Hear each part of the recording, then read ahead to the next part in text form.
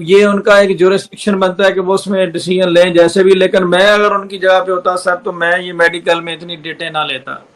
میں پہلی سے دوسری ڈیٹ میں جج صاحب کو ہاتھ جوڑ کے ریکویسٹ کرتا کہ سر آپ کی مہربانی ہے، آپ کی بہت مہربانی ہے، آپ بہت اچھا انصاف پرووائڈ کر رہے ہیں، آپ مہربانی کر کے میری اپلیکیشن کو خارج فرما دیں. آپ کا یہ میرے اوپر احسان ہوگا تاکہ میں سپریم کورٹ رجوع کر سکوں. اگر آپ فیصلہ کرنے کی آپ میں طاقت نہیں ہے، آپ میں شکت نہیں ہے، آپ کے اندر ڈیسیژن میکنگ پاور نہیں ہے، آپ سمجھتے ہیں کہ یہ بندہ بے گناہ ہے، تو آپ رائٹ ہے آپ کے پاس، آپ فیصلہ تو کریں نا. ڈیلے کرنے کا کیا مقصد بنتا ہے کہ جی مہینے کی ڈیٹ، ہم مہینہ ویٹ کرتے ہیں، دین پھر ڈیٹ اگلی ڈیٹ. تو یہاں پہ تھوڑا سا جو لیگل ٹیم ہے ان کو چاہیے کہ ایکٹیو ورک سر اس میں کریں. اور کل اگر جج چھٹی پہ بھی ہوتا ہے تو اس میں ان کو چاہیے کہ ججز جو ہمارے ہوتے ہیں سر یہ 24/7 کے ملازم ہوتے ہیں. اگر ایک جج چھٹی پہ ہوتا ہے تو ہمارا لا یہ ہے کہ اس کی جگہ پہ دوسرا جج اس کی ڈیوٹی ایکسٹرا ڈیوٹی پرفارم کر رہا ہوتا ہے.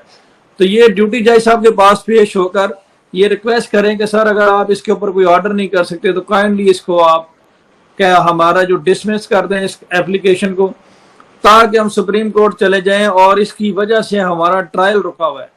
دیکھیں ٹرائل تو سٹارٹ ہونا سر، یہ تو ابھی میڈیکل کی وجہ سے اس میں ڈیلے ہو رہا ہے اور اسی وجہ سے ان کو بیل بھی ملی. ٹھیک ہے، ایمبیگوٹیز کریٹ کی جا رہی ہیں اور یہ اس میں کوئی ایسی کوئی بات نہیں ہے. اب 3 مہینے ہو گئے، اب اس میں کیا رہ گیا؟ اس میں میڈیکل کا تو میرا خیال ہے بیڑا گرک کر دیا. اس میں انہوں نے انویسٹیگیشن جو ہے میڈیکل کو روکنا sir indirectly interference in the investigation میں ہے. آپ ایک میڈیکل کروانے سے پہلے کیسے ڈیسائیڈ کر سکتے ہیں کہ یہ میڈیکل جو ہے وہ یہ میڈیکل کروائے بغیر آپ کیسے ڈیسائیڈ کر سکتے ہیں کہ جناب یہ یا نہیں ہے؟ تو یہ تو بیسیکلی بڑی دیر سے ان کو پروٹیکٹ کیا جا رہا ہے. اس میں بالکل ٹوٹلی ڈس ایگری کرتا ہوں.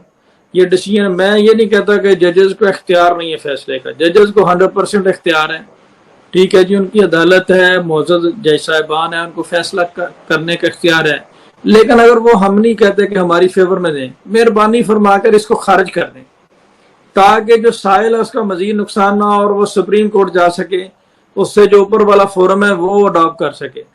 لیکن میں اس چینل پہ سر وہ تمام ایک پریزنٹیشن یہاں پہ دوبارہ دوں گا جس میں ہمارے کو 15 قوانین ہے سر. جیسے کہ ایک رجسٹریشن ایکٹ ہے جو نکاح مائنر بچی کا رجسٹرڈ نہیں کرتا. 18 سال سے کم عمر جو نکاح ہوگا وہ ایز پر لا رجسٹرڈ نہیں ہو سکتا، پہلی بات. دوسری بات جو مسلم میرج ایکٹ ہے ہمارا وہ کہتا ہے 16 سال سے کم عمر بچی کی کوئی شادی نہیں ہے. اس کے بعد بہت سارے جو وومن پروٹیکشن ایکٹ ہے وہ یہ کہتا ہے کہ 16 سال سے کم عمر بچیوں کو شادی کی بجائے پڑھنا چاہیے، ان کی ایجوکیشن ضروری ہے. ڈے 1 سے اس کیس کو دبانے کی کوشش کی گئی، ڈے 1 سے، اور اس میں کوئی ایسا بااثر شخص ہے جو ابھی تک سامنے نہیں آ رہا. دیکھیں پہلے دن جب میں اس میں سندھ ہائی کورٹ میں جب شروع میں اکیلا ہوتا تھا تو میں سندھ ہائی کورٹ میں اپیئر ہوا تو وہاں پہ ایڈوکیٹ جنرل سندھ کہتا ہے کہ جی یہ کیس ہمارا نہیں پنجاب کا بنتا ہے اور ججز کو مس گائیڈ کیا. آئی جی سندھ کہتا ہے جی میں مجبور ہوں، آنیسٹلی میں آپ کو کہہ رہا ہوں، جج صاحب کو وہ کہہ رہا ہے کہ جی میں مجبور ہوں. تو میں نے وہاں پہ سوال کیا کہ کیا آپ کو شرم آتی ہے کہ آپ مجبور ہیں؟ یہ جو آئی جی سندھ تبدیل ہوئے تھے سر اس کو میں جب تھا تب یہ تبدیل ہوئے تھے. تو یہ آپ کے بھائی کا اس میں رول تھا. یہ جو تبدیل ہوئے تھے نا تو اس کی وجہ یہ تھی کہ انہوں نے عدالت میں اسٹیٹمنٹ دے دیا کہ سر میں مجبور ہوں، میں بچی کو ریکور نہیں کر سکتا. سر میں آپ کو بتاؤں کہ اس وقت جو سندھ ہائی کورٹ کا پریزیڈنٹ تھا وہ وکالت کر رہا ہے ظہیر گینگ کی. آپ اندازہ کریں سندھ ہائی کورٹ کا جو پریزیڈنٹ ہے اس کی 20 لاکھ سے کم فیس نہیں ہے، وہ وکالت کر رہا ہے اس کی. اور وہاں پہ جناب سارے ادھر میرے خلاف ہو گئے اور میرے ساتھ ایسا وہاں پہ ہوا کہ جیسے اگلے 5 منٹ میں مجھے جیل میں بند کر دیں گے. سب سے پہلے تو مجھے یہ پوچھا گیا جی آپ کون ہیں؟ ٹھیک ہے، تو میں نے پھر بڑے باروب طریقے سے ان کو بتایا کہ سر میرا نام فیاض رامے ہے اور میں لاہور سے آیا ہوں اور میں وکیل ہوں.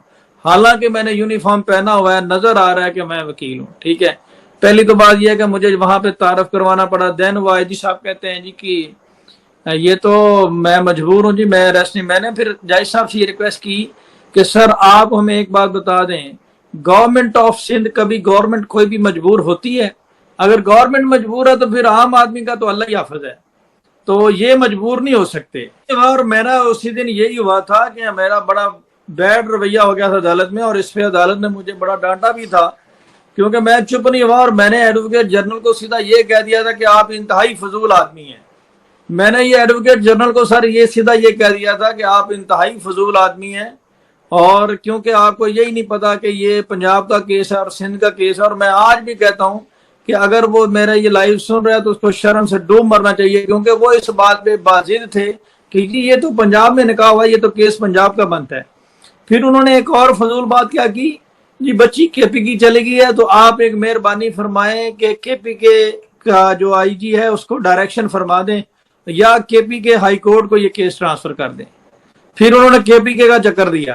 پھر میں نے جج صاحب سے یہ ریکویسٹ کی کہ سر کل کو اگر بچی بلوچستان چلی جائے گی تو پھر ہم بلوچستان جائیں گے، اگر بچی جو ہے وہ کہیں اور چلی جائے گی، افغانستان چلی جائے گی تو پھر ہم وہاں جائیں گے.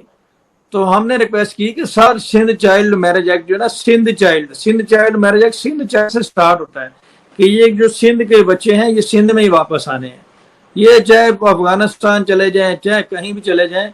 پھر ہم نے یہ ریکویسٹ ان کو کی تو یہ آئی جی صاحب نے جناب اس بندے کو سیو کرنے کے لیے، ٹھیک ہے، پھر انہوں نے ریکویسٹ کی کہ جناب ہم آپ سے چیمبر میں ملنے چاہتے ہیں، اس میں کچھ ایسے لوگ انوالو ہیں جو اوپنلی نہیں بتا سکتے.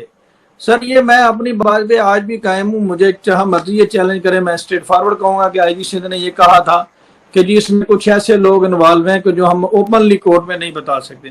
تو جج صاحب نے پھر اس بات پہ بھی ڈانٹا.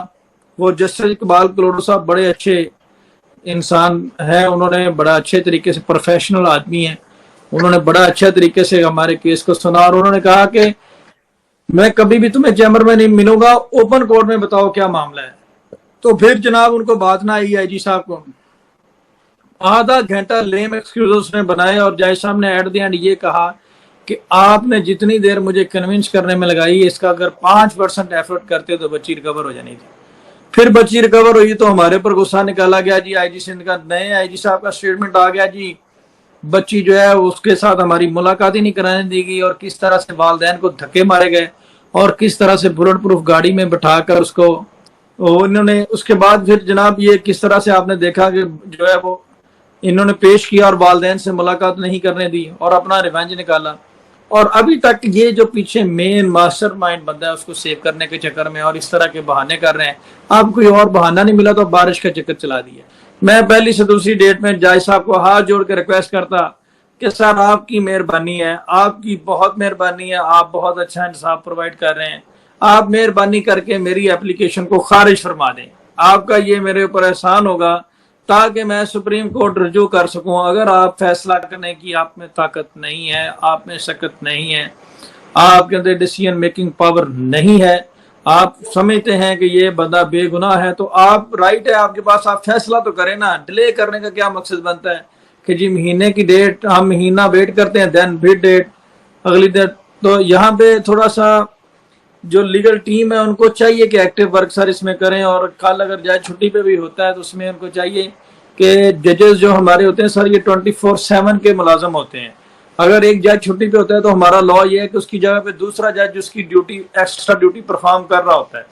تو یہ ڈیوٹی جج صاحب کے پاس پیش ہو کر یہ ریکویسٹ کریں کہ سر اگر آپ اس کے اوپر کوئی آرڈر نہیں کر سکتے تو کائنڈلی اس کو آپ کیا ہمارا جو ڈسمس کر دیں اس ایپلیکیشن کو، تاکہ ہم سپریم کورٹ چلے جائیں. اور اس کی وجہ سے ہمارا ٹرائل رکا ہوا ہے. دیکھیں ٹرائل تو سٹارٹ ہونا سر، یہ تو ابھی میڈیکل کی وجہ سے اس میں ڈیلے ہو رہا ہے، اور اسی وجہ سے ان کو بیل بھی ملی، ٹھیک ہے، ایمبیگوٹیز کریٹ کی جا رہی ہیں. اور یہ اس میں کوئی ایسی کوئی بات نہیں ہے. اب 3 مہینے ہو گئے، اب اس میں کیا رہ گیا؟ اس میں میڈیکل کا تو میرا خیال ہے بیڑا گرک کر دیا. اس میں انہوں نے انویسٹیگیشن جو ہے میڈیکل کو روکنا sir indirectly interference in the investigation میں ہے. آپ ایک میڈیکل کروانے سے پہلے کیسے ڈیسائیڈ کر سکتے ہیں کہ یہ میڈیکل جو ہے وہ یہ میڈیکل کروائے بغیر آپ کیسے ڈیسائیڈ کر سکتے ہیں